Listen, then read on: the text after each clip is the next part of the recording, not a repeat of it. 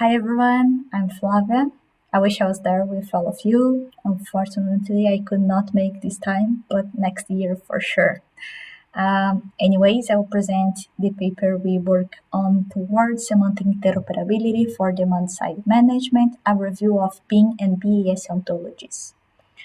Towards what, you may ask?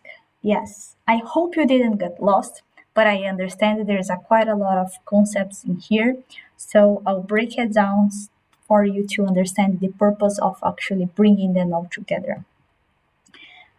Starting with demand-side management, for those who don't know, a brief explanation would be as we move towards renewable energy source and grid electrification to drive decarbonization, we face a lot of variability from both the generation and consumption side, which may often cause mismatch in when and how the energy is being generated and consumed.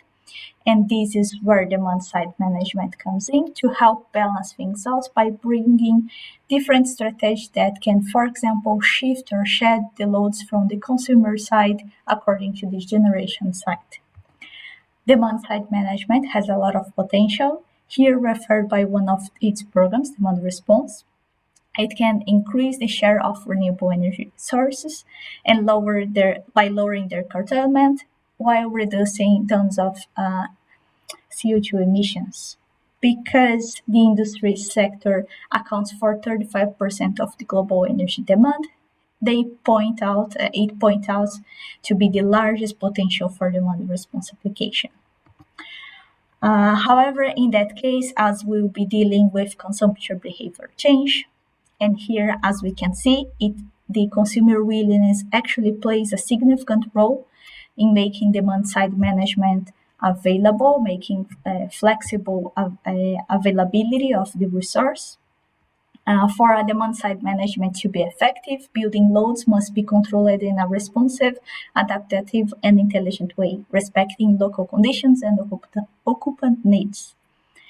In line with these concepts, we can use data from BIM and BAS data source to gain a better understanding of local conditions and being able to extract data that breeds different domains. BIM here stands for Building Information Modeling, and which can store information throughout the whole life cycle of a building, including, in this case, needed a special context and information from energy system specifications. BAS stands here for Building Automation Systems and can provide information besides monitor, control, and actuation capabilities and grid interactivity. The connection between these two is quite powerful to deliver what we call in the paper context-aware demand-side management control strategy that can then be responsive, adaptive, intelligent. Here, this context-aware is defined as having enough context and enough relevant information to characterize the situation of an entity.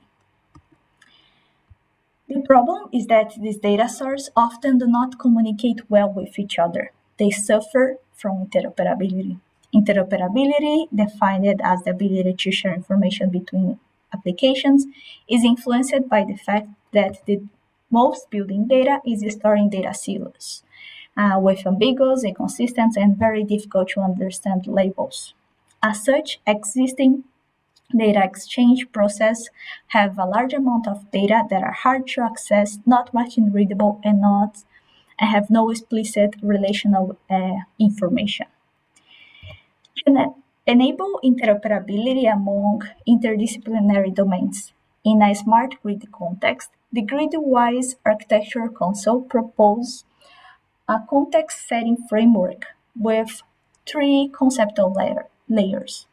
The syntax layer represents the understanding of the data structure at the field level exchange. The semantic layer represents the understanding of the meaning of the data in this data structure. The pragmatics layer, the latest layer, represents the process workflow for a specific business context. Within the semantic layer, we can use ontologies to understand what we mean by the data. ontologies are these graph data models that can represent relationship between a set of concepts and a given domain, capturing the semantics of the data. Here is an example of how the elements of a building application can be represented by an ontology, in this case, the brick ontology, connecting what we have as the representation from the data, this metadata, this static data, with the time series database, the dynamic data. So yes, now we understand the title of the paper, we can dig on what we actually worked on and did with it. Initial problem is that we have tons of different ontologies available, and every year we have even more. And as demand-side management mechanisms, they can link different domains and they involve different concepts. They can be linked with several of these ontologies. So to understand a bit better which one to choose or which ones to start with, we prepared a methodology, explanatory qualitative research method that was proposing to access suitability of different ontologies for demand-side management from the building perspective.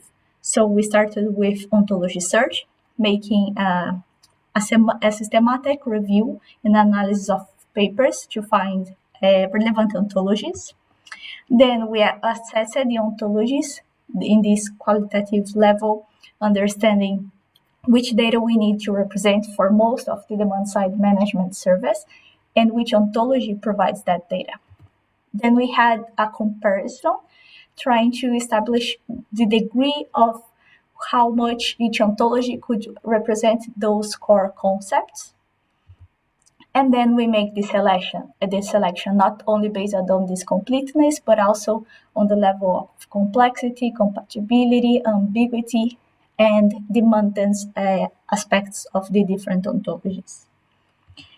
Starting with the search, after searching for the different available ontologies, we listed here the 8 ontologies that were analyzed in this paper: Haystack, Brick, IFCO, BOT, SSN, SOSA as well, SARAF, Respond, and OpenADR. They are different ones. We actually studied 2 more, but due to paper space constraints, we could not propose and present all the results. But based on these ontologies, we started the assessment level. And the assessment level was based on the definition of what we call the core concepts of demand-side management in terms of spatial information, building energy systems information, control and topology of the control relationship of the control within the building that is needed, measurement setup, measurable properties, temperature, occupancy, different properties that are needed to run different controls, and level and information needed for this grid interactivity. Then, within these different categories, we have subcategories and the definitions of different information, data requirements for them. And we went through all the ontologies, and based on the scope of each ontology and the concepts offered by each ontology, we defined 3 labels in terms of no supporting, if the ontology had no support on that level of information, partial support if they offer some kind of information on that subcategory, and full support if they have concepts, entities inside of the ontology that could represent the information we defined within these different subcategories. These didn't cover levels of granularities, just in terms of qualitative. If they have a concept that could be used, we established as a full support depending on the many concepts inside of the subcategories. Then for the selection, we first defined the completeness and compute the completeness result. based on those different ontologies and have a completeness ratio. And then for selecting, first criteria was higher completeness and reuse of different concepts that could meet the information requirements defined. And for that result, we have BRIC, FCO, SRF, and RESPOND as the four with most support in terms of completeness. In terms of lower complexity, compatibility, and ambiguity problems, FCO is not part anymore, but then we have BRIC, BOT, SSN, SRF, RESPOND, and OpenADR as agreeing with those criteria. And then the last one, in terms of maintenance, if it was maintained by a standardization body or dedicated consortium, we had Haystack, BRIC, FCO, BOT, SSN, SRF. And with the combination of those categories, SRF and BRIC were the ones that were filling out all the criteria selection. So at the end, were the ones that we defined as being the most suitable ontologies for covering most of the data needed in a demand-side management application. So as a conclusion, context-aware approach can drive the adoption of demand-side management with this intelligent and adaptable and responsive control strategy, integrating different informations that can come from BIM and BAS data source for offering these contextual conditions. This study reviews that for achieving seamless interoperability among these domains, we can use this ontology-driven application to support that. And as a result, BRIC and SRF ontologies show to be the most suitable one to deliver what we proposed. For sure, we have limitations. So although the core concepts that we established were quite comprehensive, that could be a problem because specific applications may require particular semantic and conceptual requirements, which may influence the suggested selection. So consequently, there might be exceptions to the proposed ontologies.